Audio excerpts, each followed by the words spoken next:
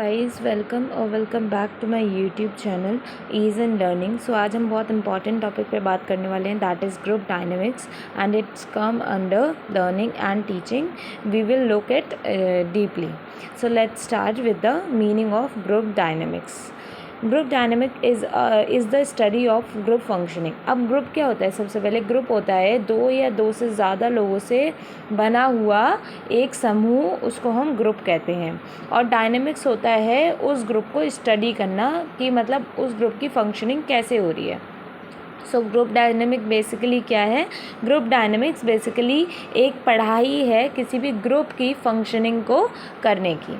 It is concern with how groups are formed and how the behaviour of attitudes of individual in group impact the behaviour and thinking of other individuals. अब group में जब कई members होते हैं तो group dynamic इस चीज़ से concern करता है कि जो एक इंडिविजुअल है उसका थिंकिंग प्रोसेस क्या है और उसका बिहेवियर क्या है और वो कैसा इम्पैक्ट डाल रहा है दूसरे इंडिविजुअल पे, दूसरे ग्रुप मेंबर पे, to the extent that important changes takes place. अब ग्रुप डायनेमिक्स, ग्रुप जो है वो किसी चीज़ के लिए बना ही होगा, किसी टारगेट के लिए, तो वो कितने हद तक चेंजेस ला पाता है वो ग्रुप, इस चीज़ की भी स्टडी है group dynamics. It is concerned with the interactions and forces operating between groups. और ग्रुप के बीच में, सारे मेंबर्स के बीच में कैसा इंटरैक्शन हो रहा है, कैसी वो बातचीत कर रहे हैं, कैसा कोऑर्डिनेशन है उनका, इन सब चीज़ों को ग्रुप डायनेमिक्स ही देखता है। Now let's see some definitions of group dynamics. So the first definition is given by Lewin. According to Lewin, group dynamics एक ऐसी चीज़ होती है, एक ऐसा फोर्स माना जाता है जो प्रभाव डालती है छोटे छोटे ग्रुप्स पे और जिसकी हेल्प से, जिसके मदद से दूसरे मेंबर्स जो हैं मतलब ग्रुप के, उनका बिहेवियर चेंज हो एक डेफिनेट डायरेक्शन में, एक निर्धारित डायरेक्शन में।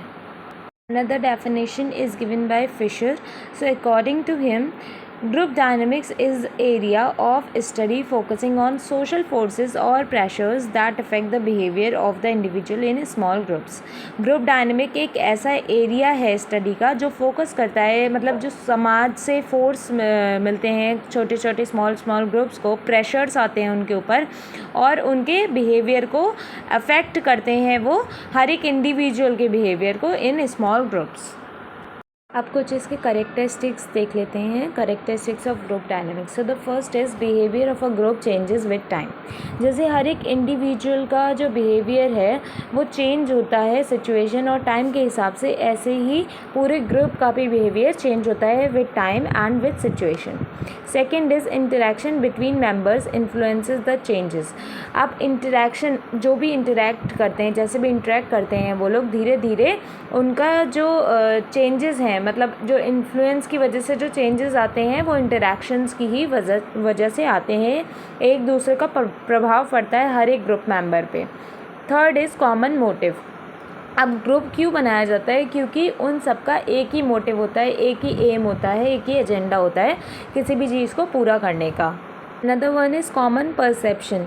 अब कोई भी ग्रुप अगर बना है तो उनका माइंडसेट एक जैसा होना चाहिए, उनका पर्सपेक्टिव किसी भी चीज़ को लेकर एक जैसा होना चाहिए। Fifth is continuous process.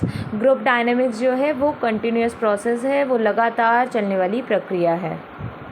Factors affecting group dynamics. So here is the list. First is individual and group गोल। जो एक ग्रुप का गोल होना चाहिए वही हर एक इंडिविजुअल, हर एक ग्रुप मेंबर का गोल होना चाहिए। Second is imitation. वो ग्रुप हमेशा सक्सेस करता है जो बार बार प्रैक्टिस करता है, बार बार इमिटेट करता है। Third is suggestions. Her group member के सजेशंस को देखकर और फिर उसके बाद में एजेंडा सेट करना चाहिए, उसके बाद में परफॉर्मेंस मतलब रेडी करनी चाहिए।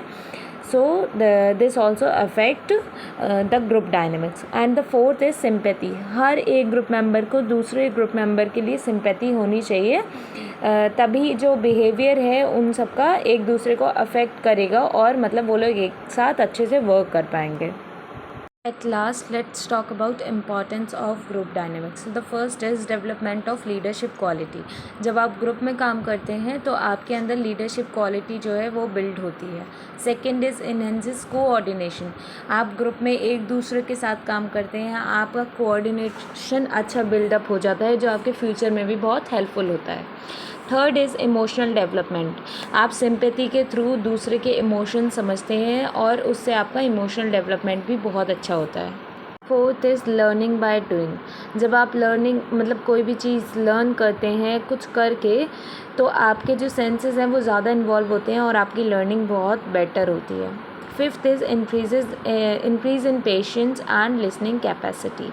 जब आप ग्रुप में काम करते हैं तो आपको पेशेंटली काम करना पड़ता है और आपको दूसरों की सुननी भी पड़ती है, दूसरों के व्यू पॉइंट्स, दूसरों के थॉट्स, तो आपकी लिसनिंग कैपेसिटी जो होती है वो भी इंक्रीज़ होती है।